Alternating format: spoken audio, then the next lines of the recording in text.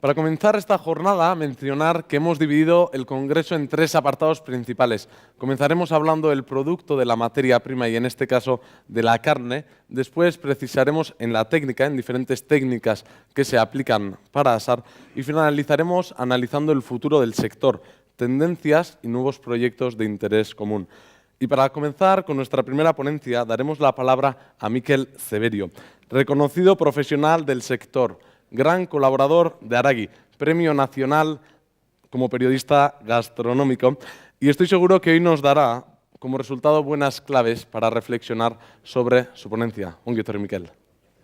Kaixo, hemendik hitz egingo ezta? Bueno, egunon a todos, eskerrik asko por volver a estar participando en este proyecto que se llama Aragui, y del que yo voy a intentar hacer, yo me imagino, traslado mi trabajo, yo doy materia prima en el culinary y hoy traslado mi miguela, esta es mi clase hoy, y lo que pretendo es disfrutar y en la medida de lo posible que vosotros disfrutéis conmigo. Yo estoy convencido que voy a disfrutar, espero que seamos capaces de que veáis algo de gratificante, porque todo esto de lo que hablamos probablemente sea una de las facetas más potentes que tenemos en la vida para disfrutar, ¿no? Hablar de carne, bueno, más que de carne, es hablar de sistemas. Aragui, Okela, Chía. La carne es importante, pero venimos a hacer un ensamble, ¿no? Un ensamble. Decía Faustino Cordón aquello de que cocinar hizo al hombre. Y digo, yo creo que una gran verdad, ¿no? Aquel descubrimiento del fuego, de forma casual, afectó a nuestra alimentación. El caso es que el animal, lo primero que se hace es asar, como técnica culinaria, ¿no? Y luego se guisa, el guiso es posterior. Y esto ha afectado de manera potente, ¿no? a nuestra vida, empezando en aquellas historias de la utilización de la caza, de los animales domesticados, que hicieron al hombre pensar, ¿no? en cómo preparar todo esto. Y cómo conservar la carne, las salazones, los escabeches, los marinados. Parece que esto es de los marinados, es un invento de hoy. Esto lleva siglos en la técnica de la cocina, porque ahí sí que somos un poco elegantes. Pensamos que estamos inventando todo. Casi todo está inventado. Bueno, al final, la carne se ha presentado, esto también es importante para mí, siempre como una historia opuesta al resto de la alimentación, porque hoy vivimos en este mundo donde el vegetal, la verdura, la legumbre, la fruta, parece que es lo guay. La carne siempre se ha presentado un poco como, bueno, porque hay mucho místico, ¿no? que piensa que ser carnívoro no es muy bueno, es más. Yo creo que piensan que los carnívoros no somos ni románticos, y esto es una mentira. Hay carnívoros románticos, no tienes que ser practicante de una corriente nueva, que tampoco son nuevas de la alimentación. Bueno, pero esto no es. Además hay mucha gente que no comparte esta teoría, ¿no? Un tanto tremendista sobre el consumo de carne, que hoy venimos a hablar de eso. Vamos a hablar del consumo de la carne, de cómo, de los porqués, de esos factores que hacen que la carne tenga distintas posiciones, como todos los productos alimentarios, ¿no?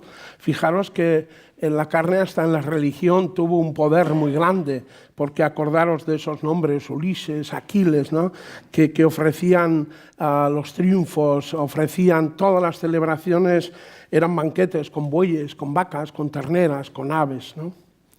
Pero vamos a hablar un poco de esa relación que existe entre la carne y la parrilla, ¿no? que es un poco ese nexo de unión de Tolosa y la carne. Lo que está claro también es que en nuestro mundo, en Euskal Herria, hoy, si hacemos un análisis a fondo, podemos ver que la parrilla, los asadores, los erreteguis, los sitios de comida supuestamente sencilla, compiten de tú a tú con los restaurantes de vanguardia o de cocina, dicen otros, porque aquí también está esa historia, ¿no?, de la disfunción del parrillero. Aquella historia nace o se hace, yo creo que se hace, ¿eh? Pero bueno, vamos a seguir con esto. Al final, en todo el mundo, casi todos los congresos siempre están basados en historia de cocina vanguardista, cocina exótica, mundo vegetal, y productos desconocidos, cuanto más mejor. Estas son las corrientes por las que hoy navegamos, ¿no? Muy pocas veces aparece en el escenario un cocinero de un rodicio brasileiro, un uruguayo, o unos turcos que están haciendo enseñar al mundo lo que toda la vida se ha hecho, ¿no? Y otras 1000 historias de ese tipo. Y esto es importante para mí porque está claro que cuando antes hablaba Imanol, podíamos hablar hoy de esa historia de los procesos físico-químicos, ¿no?, que quizás ese aspecto más denso, ¿no?, bioquímicos, cómo se desarrolla esa historia de todo lo que acontece en la carne para que sea apta para el consumo, ¿no? Y os tengo que decir, que luego hablaremos un poco de la maduración, pero de refilón, que nosotros matamos a las 9 de la mañana y cenamos a las 9 de la noche carne, para que hablemos también de esa historia del post-mortem, de la maduración y de todo eso. Al final, esto es bonito, pero bueno, hablar de nutrientes, yo creo que hay gente mucho más capacitada que nosotros. Este proceso incluye muchas historias. José Mari también ha hecho un apunte, ¿no?, sobre esa historia del matadero, de recordar los modos, de los efectos de la crisis, de esa vuelta al mundo de la casquería, del despojo, pero nada más del despojo elegante, del despojo, eso, el bazo, la lengua, el pulmón, los riñones, la sangre, el corazón, el anticucho, ese, ¿no? Entonces, y ahí entraríamos en ese mundo de hablar de hacia dónde vamos, ¿no? Está claro también que podemos hablar y entrar a fondo en aquello que, no sé si alguno de vosotros estuvo el año pasado cuando hablábamos de esa historia para mí fundamental, que son las 100 o más incógnitas, ¿no?, de una ecuación llamada chuleta, todo eso que acontece en el camino, ¿no?, la propia chuleta, qué parte de la chuleta es distinto la chuleta que está pegada a la aguja que la de la riñonada, cómo es, ¿no?, cómo es la respuesta a esa historia de la propia composición de esa carne. Hablamos de humedad, hablamos de proteína, de lípidos, de ceniza. La carne no es solo carne, son más cosas que la carne, ¿no? Incluso esos sistemas de cómo darle fuego, ¿no?, esa historia de la culinaria del propio asado, ¿no?, desde ese enlazado en foso hasta el hacerlo a nivel de suelo, sobre grasa, sobre ceriza, sobre parrilla fija, movible, horizontal, incluso la Hosper, que es un poco la caldera de Pedro Botero, aunque ya va cambiando y ya hace cosas más abiertas, ¿no?, o los sistemas de sujeción de la carne en la parrilla. Una vez de hablar de esto, también entramos un poco en ese mundo que va a ser un poco el nexo de unión hoy de esta pequeñita charla. Hablaríamos de esos animales que tienen 2 años, 5 años, 19 años. Hablaríamos de la raza, porque hoy vivimos esa época de la modernidad donde todo parece ser que es impresionante. Solo hablamos de Black Angus, hablamos de Wagyu. No existe nada más en el mundo, parece que no existe. Yo estoy totalmente en contra de esto. Yo no tengo nada en contra de eso, pero me parece que estoy en contra porque estamos manejándonos bajo esa nube, ¿no? Está claro que la genealogía tiene un valor, la genética tiene un valor, sin duda, como nosotros, pero yo creo que es súper importante la historia de la alimentación del animal, el cómo nace, el cómo vive, y eso es de lo que pretendo un poco hablar, ¿no? Más allá de las razas está eso. Entonces, al final, también es importante otras tantas cosas, ¿no?, como aquello de atemperar la carne, de la organización del sistema, del tiempo del asado, del sellado, como las historias de mantener jugosidad. Y luego, además, historias incluso de la propia presentación. Hablaríamos de los sistemas de parrilla, de la varilla redonda, de la varilla nube argentina, que yo no tengo muy claro que sea la varilla óptima, porque al final lo que hace es esas marcas de cocción, ¿no? Bueno, lo que está claro es que la alimentación es, desde mi punto de vista, algo que es lo más importante. La influencia de la leche de la madre, del destete, de cómo se ha hecho. hay muchísimas cosas ahí en el camino, ¿no?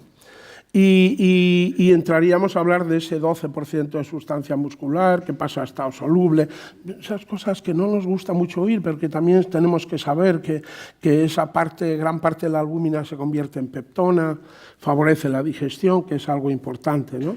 Si empezamos a hablar de los indicadores también, porque la carne tiene una serie de indicadores que son muy curiosos, porque ¿cuál es la chuleta top? ¿La que tiene grasa amarilla? ¿Cuál es la chuleta top? La que tiene mucho entreverado. Yo he comido carnes con grasa blanca, he comido carnes que parecen que son magras y son impresionantes, con una textura y con una calidad grandísima, por lo cual es un pequeño lío, ¿no? Yo me acuerdo cuando yo crié mi primera vaca, digamos, fuera de casa, nosotros queríamos una vaca que era una parda, allí en Zamora, y llegamos a hacer una vaca de 1.180 kilos, que no dicen que no es grande, pero a mí me parecía la monda, ¿no? Y vino un amigo a levantar acta notarial de cómo era nuestra obra, ¿no? Que estábamos súper orgullosos. Y nuestro amigo es Daniel Cochón, llega allí, mira a la vaca, nos mira y sonríe. Y digo, joder, ¿qué ha pasado, no? Y le digo, bueno, pero dinos, ¿cómo es esta vaca? Y me dice, esto es una vaca pienchera, a mí no se me olvidará en mi vida. Y nosotros lo habíamos hecho cumpliendo todas las normas, creyendo que iba a ser la monda aquello, claro, nos bajó al suelo. De ahí la dificultad también de hacerlo, porque al final, si no hay carne, pocos teoremas hay. Bueno, mi experiencia es fundamental, porque fundamental para mi opinión. Claro, yo puedo tener opiniones a la contra, ¿no? de lo que yo opino, pero mis 7 años de estancia con aquellas 600 madres en 600 hectáreas de terreno me enseñaron muchísimo, me enseñaron algo importante, como es que esa palabra, ¿no? del bienestar animal es una palabra que no le hemos dado la importancia y que seguimos sin darle la importancia que tiene, ¿no? Ese bienestar que es verdad que quizás es más importante, ¿no? de lo que nosotros queremos, porque cuando vemos al animal le tenemos que verle sano, de una manera confortable, con buena alimentación, y además eso lo hace expresando su comportamiento, ¿no? Algunos autores, cuando lees, hablan de las 5 libertades, ¿no? Yo creo que son muchas más, pero está claro que el animal no debe de sufrir, no debe de pasar hambre, no debe estar sobrealimentado, que es una cosa también importante, tiene que tener acceso al agua, ¿no? Es verdad que ya venís a decirme que tengo que acabar. No, pero yo he arrancado 12 minutos tarde, o sea que tener un poco en cuenta esto. Al final, todas esas cosas que son súper importantes, ¿no? El animal no tiene que sufrir estrés físico, que viene dado por muchas cosas, ¿no? Yo veo ese caminar por la estepa, ¿no? de distintas zonas de la península, y cuando veo 8 animales que tienen las cabezas debajo de unos bidones abiertos y con los culos, enseñando el culo al sol, yo digo, les habrán dado crema protectora, porque si no se quema, ¿no? Y esto es algo que tiene una influencia terrible en la carne, ya acabo, ¿eh? Pero está claro que el animal debe de beber agua, porque ¿cuántas veces hemos visto animales? Todos, incluso ese que tenemos nosotros como el hermano, que es el perro, ¿no? Que bebe agua de un charco, que despegan 6 mirás en vertical o phantom, no sé cuál de ellos es, y aterrizan otros 6 y beben, ¿no? Toda esa historia. Yo me acuerdo de mi infancia, cuando yo sacaba las vacas en Ataun, iba a Pozoluce a beber agua con las vacas, era potable el agua del río. Bueno, seguimos. Al final, esta historia es para mí, desde luego, lo más importante, es la que nos va a dar el diagnóstico de hacia dónde va a ir la carne, ¿no? Nos tenemos que fijar también en ese apartado que a mí me impresionó. Cuando nosotros nos viene esa gente que en un momento dado viene a visitar nuestra granja y nos dice todo lo que tenemos que hacer para entrar en esa historia del supuesto título de tener bienestar animal, nos dice que es importantísimo el capítulo humano, ¿no? Porque las vacas de lejos te distinguen tu contorno, conocen tu silbido, todas esas cosas de vivir juntos. Esto, claro, nosotros no habíamos pensado, yo no había pensado, nos dijeron que nosotros no podíamos tener más de 8 personas y teníamos que intentar que el periodo mínimo de estancia de una persona esté en año o más. Yo decía, joder, qué cosa, ¿no? Pero es como si nosotros vamos al ambulatorio y nos cambia el médico cada 2 días, ¿no? Y tenemos que volver a contar nuestra vida, nuestro historial. Bueno, al final está claro lo del hambre. Esta historia que se llama la Welfare Equality nos da esa serie de nombres, ¿no? Hay 9 países europeos que están en ella. Nosotros disfrutamos de este pequeñito título. Disfrutamos durante 3 años. Cuando nos lo dieron pensábamos que mañana estarán todos, ¿no?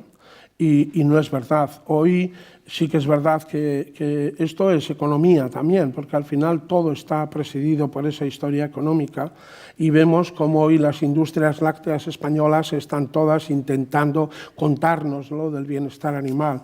Pero vemos que hoy hay explotaciones que son extensivas, intensivas, y ahí es donde me cruje un poco, ¿no?, el futuro de este proyecto. Pero lo que sí está claro es que pasarán años, ¿no?, luchando en intentar conseguir esto. Al final estamos en un momento de la historia potentísimo, y ya acabo, que es el mundo de la parrilla, que como decíamos, pelea de tú a tú con el mundo de la alta restauración, de los restaurantes, pero sí me gustaría decir que es todo muy importante. Incluso nosotros llevamos 2 terneritas, mis 2 primeras terneras que criamos, las llevamos a matar a un matadero Galicia, fuimos con ellas en un carrito, llegamos tarde, tuvimos que dejarlas a dormir allí, se habían separado de sus tíos, de los primos, de todo, un caos, no pudimos comer la carne por esa historia, ¿no?, que había acontecido en esos animales. Y por eso es muy importante esa jugada del matadero, ¿no?, de cómo tienen que entrar. Muy importante todo, incluso el después de muerto, ¿no?, el después de muerto, el frío, el separar las canales, que no estén juntas, ¿no?, y hablar de todo. Y nos hemos dejado 1000 cosas, como el tema del carbón, de la trazabilidad, del anillado, los tatuajes, de todo eso que hay en la vaca, que es importante. Y sí me gustaría decir, y con esto acabo, 2 cosas solo, que es que hoy estamos en una especie de juego parrillero, y ese juego parrillero nos habla ya de nombres como murciélago, Batman, Phil Stick, ya no es tibón, ya no es tomahawk, vamos mucho más adelante.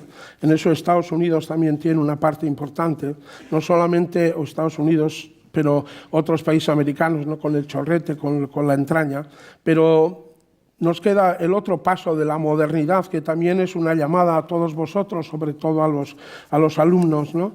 Esa historia de comer vaca con langosta, de pollo con almejas, de hígado con langostinos, de carabineros, de tibón con sardinas. Y yo probé hace poco unas mollejas de ternera con chipirones y me quedé francamente sorprendido. Me da pena porque esto es una cosa para ir mucho más lento, no ir a la velocidad que vamos. Parece una carrera de contar cuentos, y esto no es una carrera, esto es algo a lo que le debíamos dedicar por lo menos 1 horita para luego incluso discutir. Pero bueno, manda la juventud. Entonces, eskerrik asko, eta gozatu, ikasi, eta guregan jarriko zeate ya zaudete gainetik en el conocimiento, y esto es lo importante. Eskerrik asko.